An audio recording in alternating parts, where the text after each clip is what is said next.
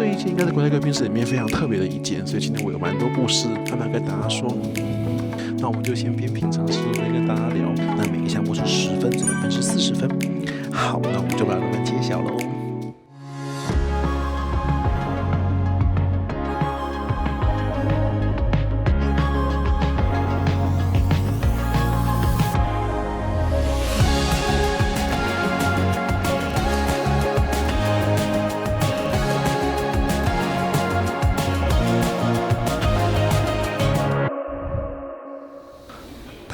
午安呢，我們現在來到了一個很熟悉的城市，但是卻不這麼常來的一個機場。這個城市呢，台灣人非常喜歡來，就是東京啦。不過這個機場我就第一次給大家來拍，因為這個機場呢，就是一個不方便的機場——成田機場。我們今天這一集呢，要來拍的就是成田機場的國泰航空貴賓室。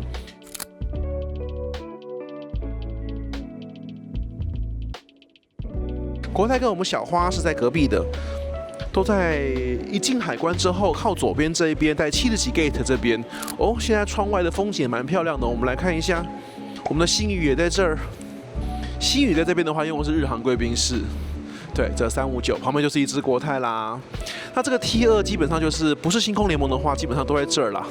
好了，那這個成田機場我真的是比較少來啦，因為羽田還是方便太多了。對啊，那這邊還是不免俗的要來拍一下，因為這邊還是有一間國泰航空貴賓室，來熟悉的牌子 Go。那這邊的話就是有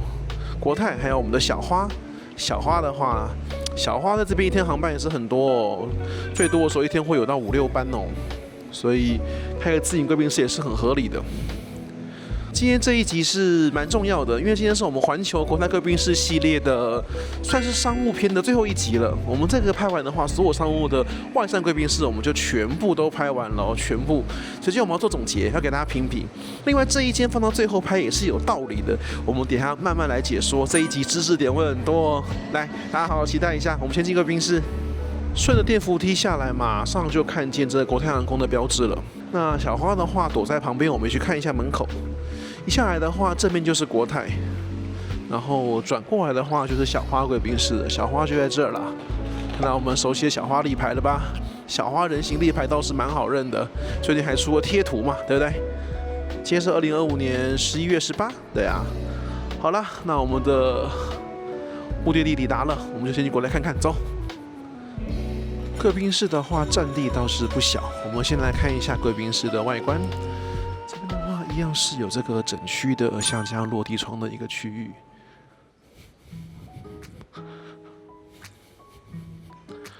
空間上倒是不小。不過眼尖的各位可能已經發現了，這貴賓室的裝潢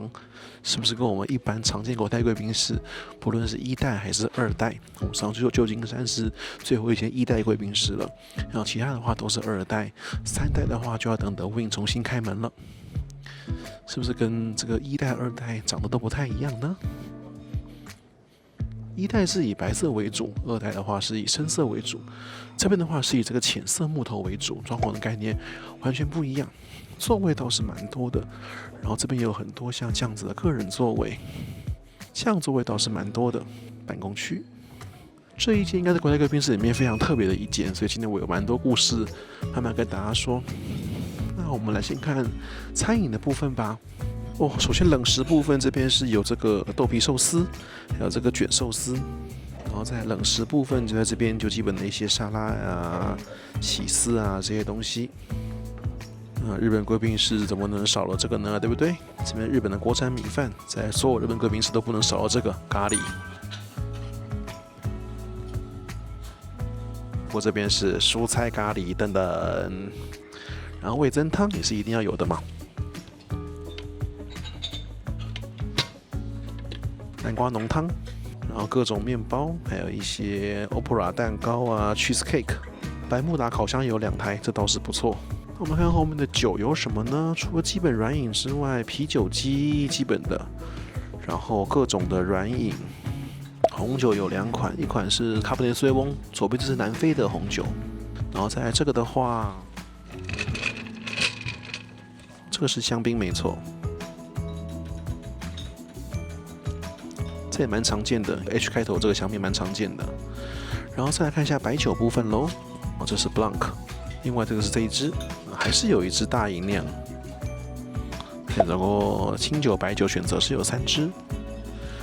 然後基本的這些烈酒也都是有的。然後碳酸水啊、water 氣泡水這邊都是有的。基本上是一些蔬菜。然後這邊的話是豬肉，然後跟這個 potato， 所以青菜是2盤，然後有一個豬肉。是不是跟一般國泰貴賓室非常不一樣，對不對？我們來慢慢的解說。吃東西之前，我們來看一下 shower room。那這個看 shower room 是非常有意義的，因為這間 shower room 是非常不錯的。我們來看一下哦，空間其實算蠻大的。我記得比 ANA 的在成田的機場的淋浴間要真的舒適很多，而且這一間的水壓是非常舒服，可以洗澡的。那備品的部分的話，這邊放的這個洗手的話是標準的 Ben4， 而且是綠色 Ben4， 跟曼谷是一樣的。那我們看看淋浴間，哦，淋浴間就不是了。对，淋浴間就不是了，所以這邊也是半套的 Ben4， 不是整套的 Ben4。不過這邊洗澡的這個水壓是很強的，然後這個淋浴間整體的話其實是很舒適。因為它的空間其實是蠻大的，這基本上比一般的商務貴賓室的淋浴間其實要大蠻多的。淋浴間的外面裝潢的也很漂亮，不過跟一般國泰貴賓室真的長得很不一樣，對吧？好啦，那我就一樣選了一個最喜歡的窗邊的位置來跟大家好好說一說這間貴賓室啦。好，那我們就先邊品嘗食物邊跟大家聊。首先，其實我剛剛跟大家鋪了很多梗，對不對？就是第一個，裝潢完全不像國泰，然後食物也完全不像。你看，我們已經拍了這麼多間貴賓室了，那基本上外站所有商務貴賓室，除了蛇口那一間之外，都一定會有 noodle bar，這間沒有 noodle bar，然後也沒有那些國泰常見的食物，港式食物幾乎都沒有出現。再來，大家有沒有注意到，如果你有仔細看我們前面所有的國泰貴賓室環球的集數的話，國泰在短程線的話，不管是台北、羽田，然後北京、上海、新加坡、馬尼拉、曼谷等等短程線的貴賓室是不會設置淋浴間的。那為什麼成田這一間有？所以在其實都說明了這一間不是國泰貴賓室。所以我為什麼把這一間放到最後才拍？其實這一間我們可以說它是假國泰貴賓室，對，真的是假國泰貴賓室。它就只是放上門口那個牌子，但裡面跟我當年進來是一模一樣。這一間是什麼？這一間是 American Airlines， 這一間是 AA 的貴賓室。那我們就要話說從頭了，我們要從古老歷史開始說起了。成田機場的話 ，T1 的話是星夢基本上大本營在那邊，那 T2 的話是環宇一家大本營。那在羽田機場還沒有重新國際化，還沒有開放航班之前，很長一段時間羽田是沒有國際航班的。那時候小花因為這個特殊的政治關係，所以我們小花曾經是有一段時間，唯一一間在羽田起飛的國際航班就前往台北這樣子。後來羽田重新建立國際航廈，然後跑道更新，然後跟美國協調之後才重新國際化。所以我們現在看到很多航班回到羽田都是後來的事情了。在很長一段時間裡面，日本東京的話，主要的國際航班都是在成田。那時候在成田這個二航廈是很熱鬧的。成田的二航廈的話，這邊有4間環宇一家貴賓室。對，你沒有聽錯，這邊是有4間環宇一家。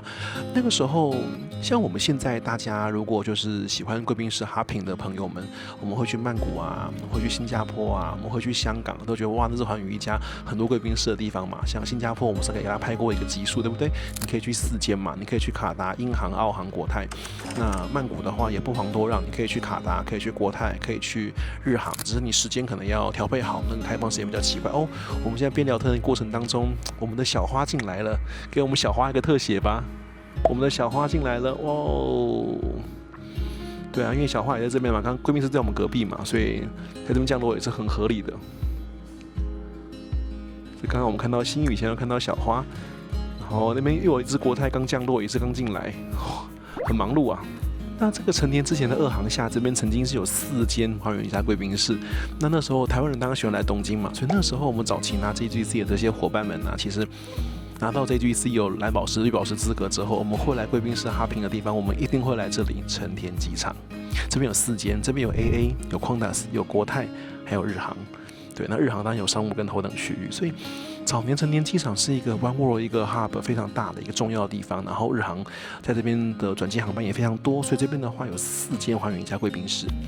對，那4間位置的話分別位於不一樣的位置，我們現在所在這個位置就是 AA 的位置。日航的話，在海關進來右手邊的地方 ，AA 在左邊的地方；國泰的話，在更上面的地方 ，Qantas 的話，在那個你要往那個比較遠的那個登機坪，就是你要經過個長廊，它在長廊另外一側。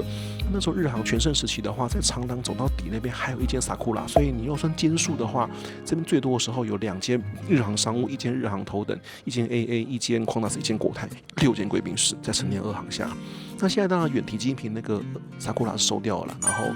就剩下日航這2間，然後剩這1間。出國審查場出來之後，左邊是71到75，右邊61到68。那日航現在貴賓室的話就在這個位置，那國泰的話就在剛剛71這個位置。這個長廊它畫這麼近，其實沒有很近，其實蠻遠的。右邊91到99，左邊的話是81到88。那我們現在在這邊的話，這邊就是在91的位置。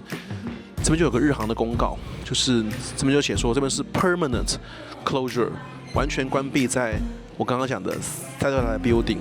對，所以這邊是完全被關掉了。所以就是我剛剛跟大家講的，那之前 Qantas 的貴賓室的話，也在Satellite這邊，在主樓這邊的話，國泰在主樓，不過在一個比較偏的位置，所以這邊就是日航關掉的頭等商務貴賓室。原來日航在這邊的話，其實以前的全盛時期，在 Satellite 這邊也是有 First Class 區域的，所以可見日航 One World 之前在成田 T2家大業大呀。那現在这些高卡會員都搬到羽田去了，這邊你看，真的是唉，10年河東10年河西啊。10年前的成田，現在搬到羽田去了，這邊完全關閉了。所以以前的日航，T2的話的寰宇加貴賓室就變成是日航就有4間了，2間頭2間商，再加上 Qantas、AA 跟國泰，那就有7間貴賓室。現在只剩一個頭一個商務日航跟國泰了，所以可憐啦，可惜了成田。那羽田機場重新開放之後，當然因為羽田真的比成田近很多很多。今天我來的路上也是覺得說，哦，成田真的是好遠好遠哦，受不了。對啊，那當然很多航空公司，那尤其美籍的，因為當時這個橫田空域啊，這就扯遠了，這個我們就改天有機會再說吧。反正羽田機場當時要開放的時候，其實對美國讓利讓了非常多，所以主要美籍的航空公司他們有非常大的權力跟比例都搬回羽田機場了。所以這邊的話，當然就是 AA 現在這邊一天只有剩1班成田航班飛往達拉斯，其他全都搬回羽田去了。那 Qantas 的話，2班雪梨含金量高的都搬回羽田了。現在成田的話就剩下墨爾本跟布里斯班。那國泰的話，因為香港它就1天2班航權，所以它在成田還是有非常大的 presence。所以成田的話，它還是保留貴賓室，就這個理由。因為它現在成田的話，包含經停台北這一班，可能5+1班或6+1班，它在成田也是非常非常非常的大戶。那所以這些航班搬回羽田之後，有個很大的問題就是，我們跟大家聊過，就是因為成田羽田這個距離相差實在差得太遙遠了，所以商務客或有錢人的人，當然一定會 prefer 羽田進出。所以從東京出發的機票，從成田跟羽田出發的機票的票價落差是非常大的。所以當然各位可以想象，願意出錢那些商務客，當然公司如果出錢，當然他們要從羽田走。所以就是說，高卡的客人基本上羽田會比成田多非常非常非常多。而且隨着羽田的航班越開放越多之后，這個情況越來越明顯。所以我們今天真的是在吃回憶的，所以這跟之前還是 AA 貴賓室的時候，這個食物長相是一模一樣。我猜供應商沒有變，因為我對這個印象非常深刻。這邊的豆皮壽司是唯一算好吃的東西，沒有錯。這邊也其實算是我踏入完里程的一個起點吧，因為我第一張買的頭等艙機票，就是那個時候 AA 有一個挑戰的活動，我買的是首爾出發，首爾東京，東京 LA 到紐約，來回的一張機票，台幣10萬塊。然後那個時候只要買這一張票，配合當年度活動，反正疊加上去之後，這一張票就可以直接拿 AA 的白金，就是藍寶石，可以直接拿。最重要是會拿到海量的里程，哇，那时候里程的回血真的回血超級多，哇，那趟拿到里程真的超級霹靂无敵多，然後是頭等，对，那是 AA 的舊頭等艙，這是2016、2017了，今天都2025了，這個賓士9年了都沒有變。大家看到影片的時候應該已經2026了，不過我們這影片拍攝時期是2025年的，今天是11月18，那所以我為什麼把這個日本系列，我去年拍了一大堆，為什麼去年沒有上，就是因為我覺得就是有時間性的變動比較快的，我會安排它先上。日本的貴賓室哦，基本上很保守，你可以說它萬年不變，變的幅度非常小。就拿這一間來說，我覺得我9年前來長這樣，現在長這樣，9年後可能也長這樣。日本東西就基本上會很穩定，你講好處就是很穩定，講壞處就是沒有什麼新鮮。所以有這麼多片子，有些比較有急迫性的像什麼首航啊，或一些特殊的東西，我們會先上，或是要消失的一些航線。那日本系列我們就放到今年慢慢給大家上，就是因為這個東西它比較不太會變動。好，我們講回剛剛的那個貴賓室的故事。那羽田航班越航班越多，當然這個高檔航空公司就希望搬回去嘛。所以以Qantas而言的話，最重要的含金量高的客戶當然還是雪梨嘛。所以雪梨航班都搬回羽田之後，它成田貴賓室就不要了。對 ，AA 的話，本來一天有可能4、5、6班航班，那現在如果只剩一班达拉斯，你觉得他還會要貴賓室嗎？他當然就不要了嘛。所以这天他也 abandon， 他也不要了。那所以就剩下國泰跟剩下日航。那国泰呢，原來貴賓室呢很小，所以在 AA 搬走之後，國泰等於就跟機場這邊可能協調吧，反正就是國泰租下 AA 這個空間。所以因為國泰的話，雖然在羽田也開了貴賓室，而且羽田是正國泰貴賓室，就是真的國泰貴賓室，完全國泰裝潢，國泰的格調。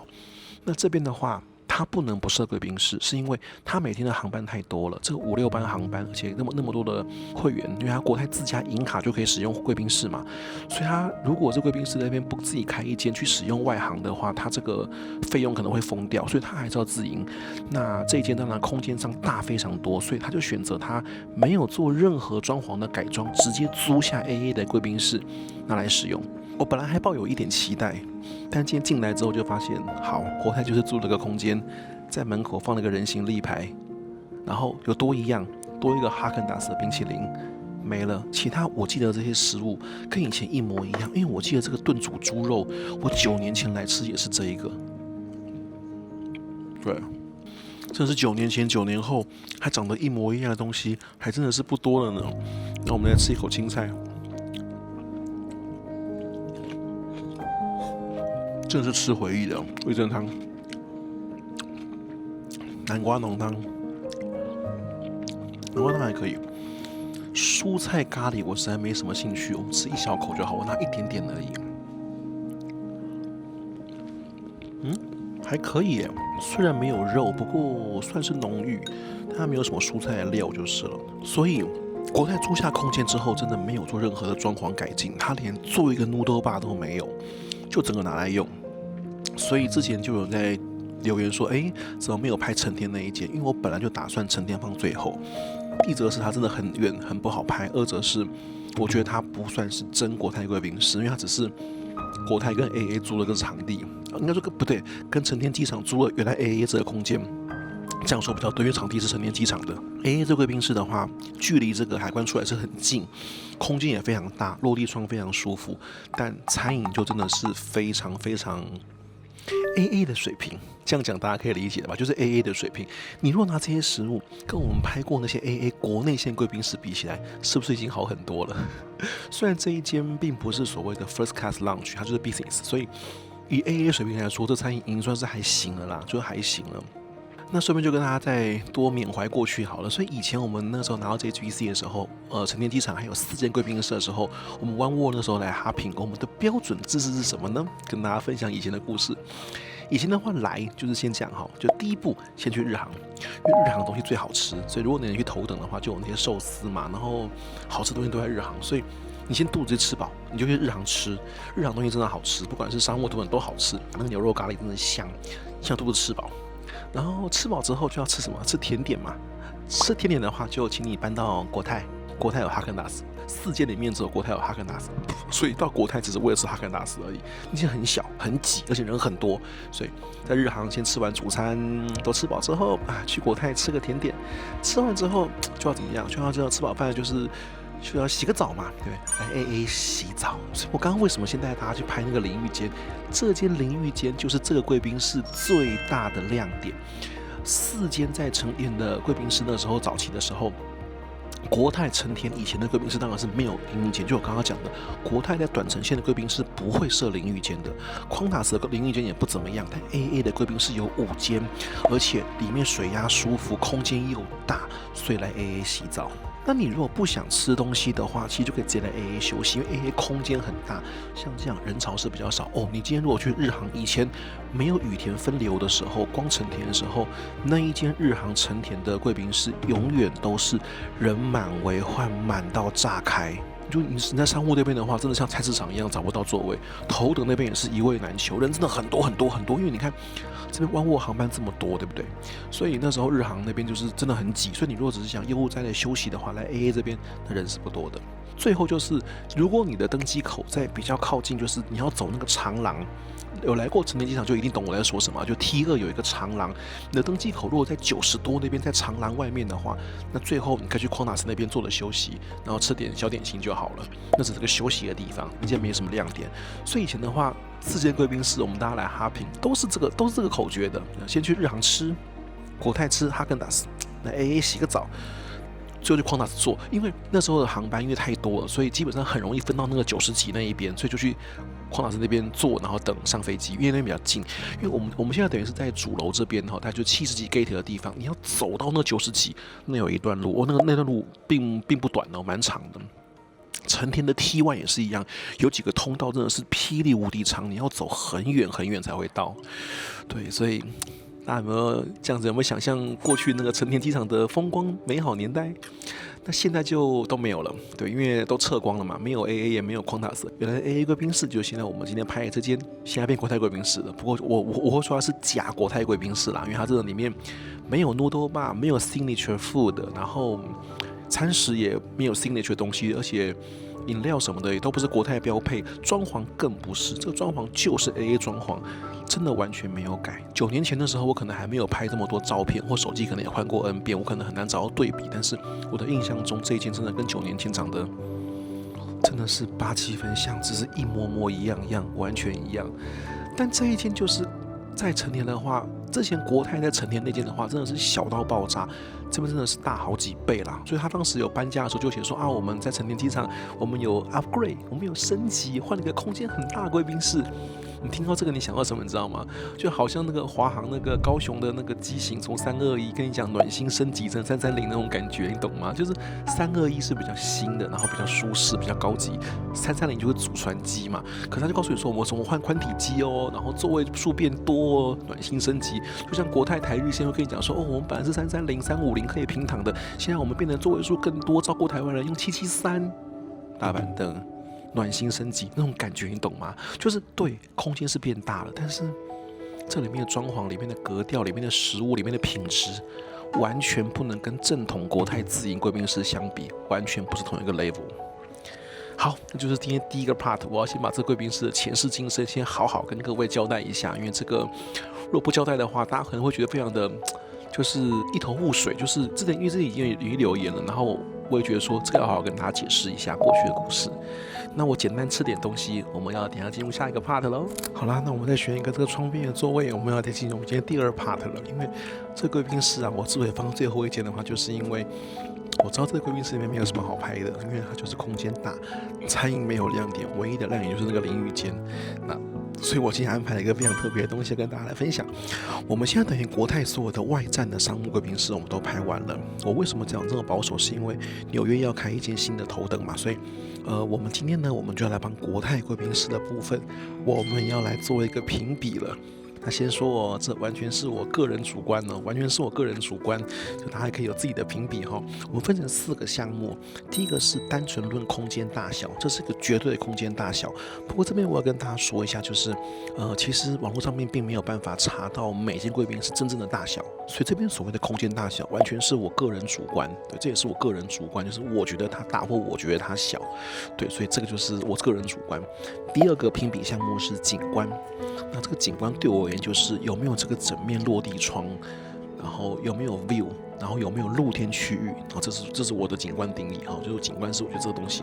但我沒有列裝潢，是因為我們這個主題專門是講國泰貴賓室，所以國泰貴賓室的話，那裝潢其實長得都一樣，對，裝潢長得都一樣，所以我們就沒有這一項。然後再就是招牌食物，招牌食物那個就是指那些擔擔麵、雲吞麵，基本的國泰的東西 Cathay Delight 這都屬於基本招牌食物。最後是在地特色餐飲的表現或者加分項目，那每個項目是10分，這2分是40分。好，那我們就把它慢慢揭曉嘍。空間大小部分的話，我們就以台北當標準，因為台北應該是外商貴賓室裡面算真的大的，因為台北真的就是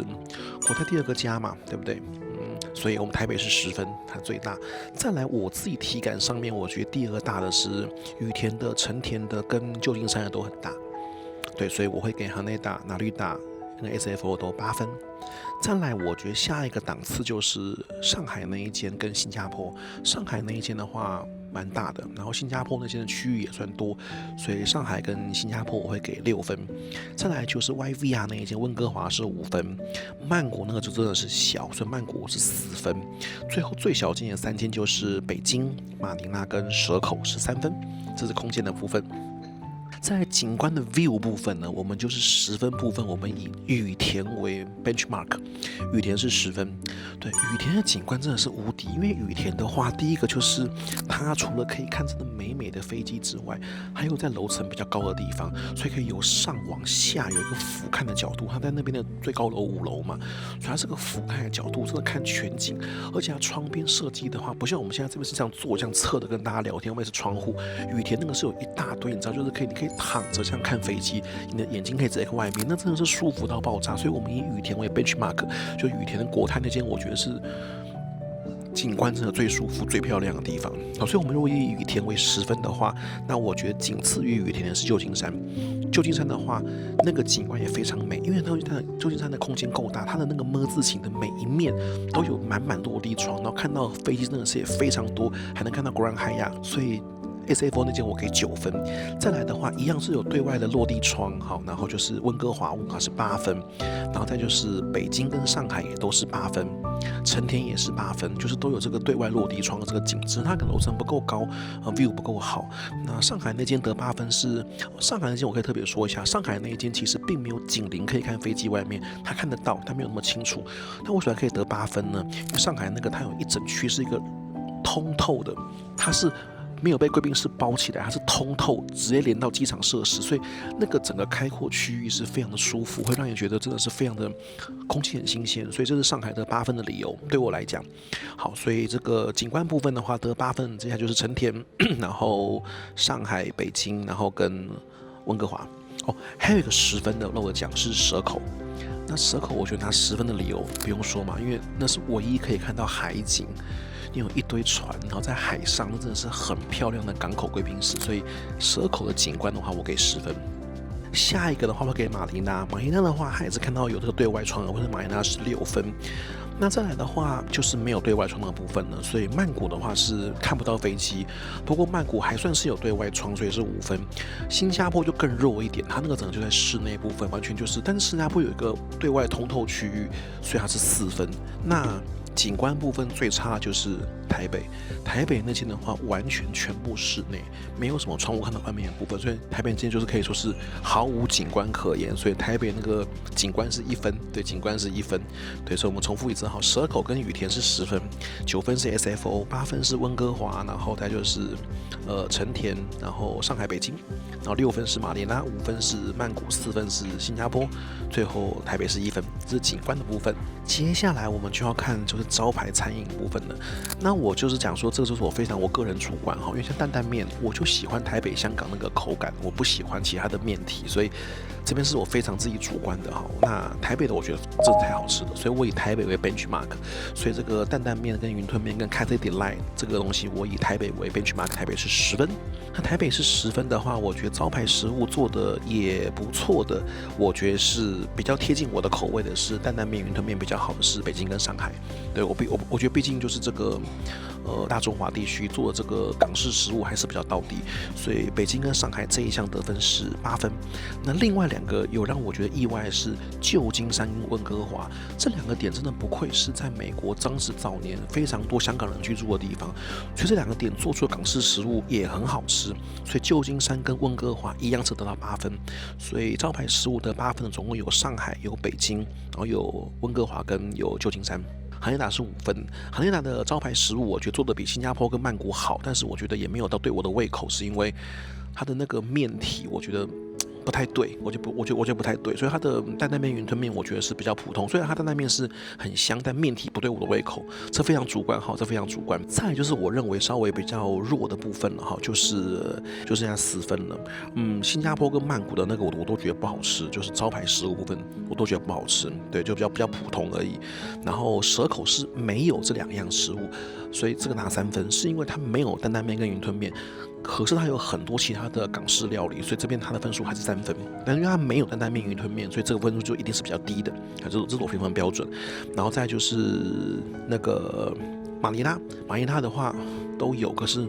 都很難吃。而且馬尼拉會得2分的原因是因為它連 Cathay Delight 的味道都不對，所以那個就是真的很糟。但是有一個0分墊底的，就是這一間啦，因為這一間什麼都沒有，這間是 AA 貴賓室，所以它完全沒有任何國泰貴賓室招牌 signature 元素，它完全沒有。蛇口還是有，因為蛇口有那個香腸卷，就它還是有很多貴賓室國泰獨有的招牌的東西。那這間是完全沒有，所以這間是0分。所以我複述一次哈，台北是10分，再來我覺得比較好的是北京、上海、溫哥華、舊金山，這拿4分，然後再來5分的是羽田，然後4分是新加坡跟曼谷，3分是蛇口，2分是馬尼拉，然後0分是成田。最後那個特色餐飲的，就有沒有當地的東西啊，或者是 signature 或者加分項目。那這邊我們一樣以台北為 benchmark， 台北是10分，為什麼？因為台北的牛肉麵真的超好吃。台北所有貴賓室裡面，國泰牛肉麵真的是廣為大家好評，而且那個牛肉麵真的好吃，而且台北還有珍珠奶茶，超棒，台北的珍奶也超好喝，所以台北貴賓室非常的用心，所以台北的特色餐飲我也給10分。那特色餐飲還有一個10分是北京，那北京的理由不是特色餐飲，是因為它有專人泡茶。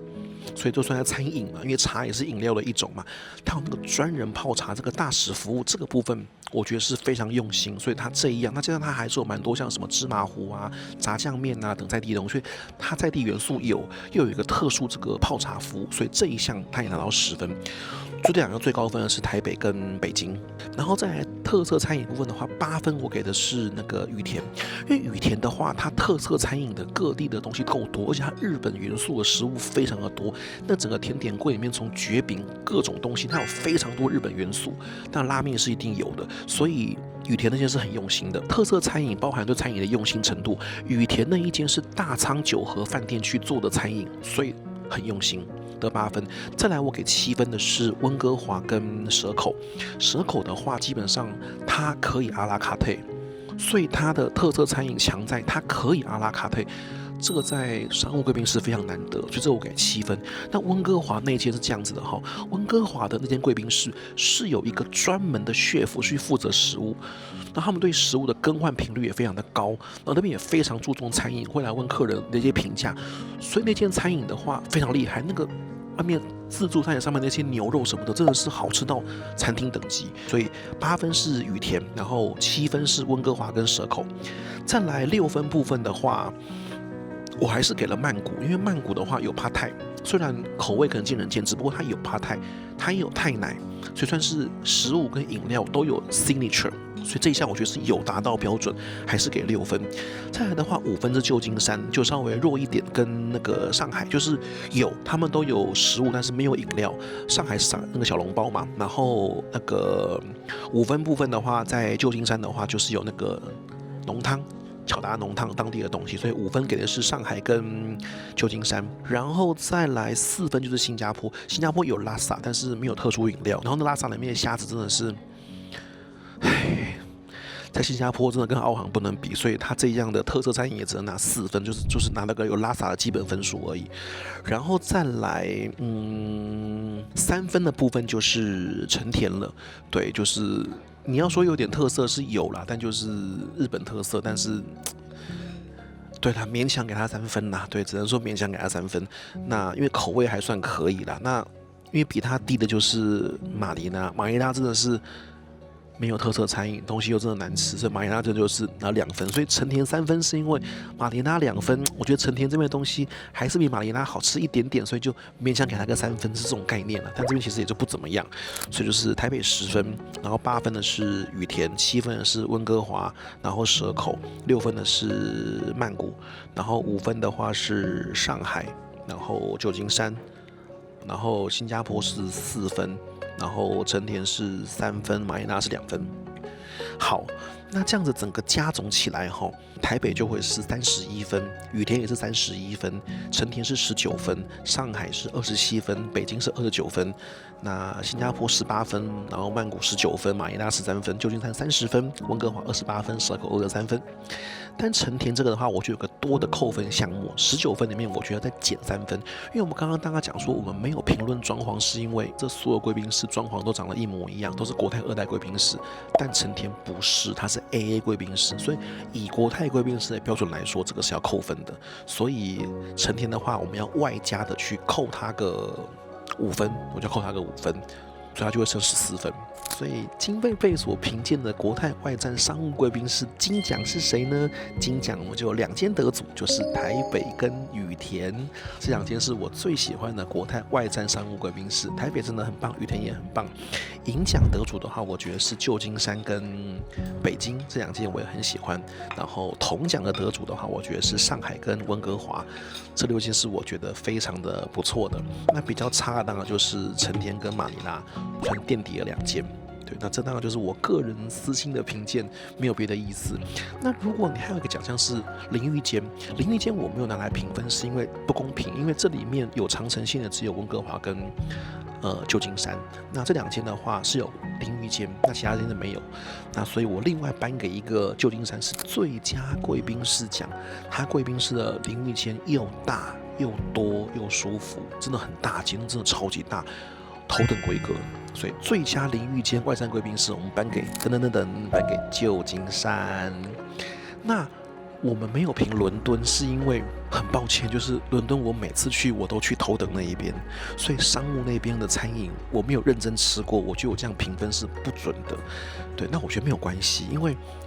倫敦自然有倫敦要比的嘛，就是紐約，因為紐約要新開，一樣是有頭等跟商務，對吧？所以紐約新開的那間頭等就會拿來跟倫敦比。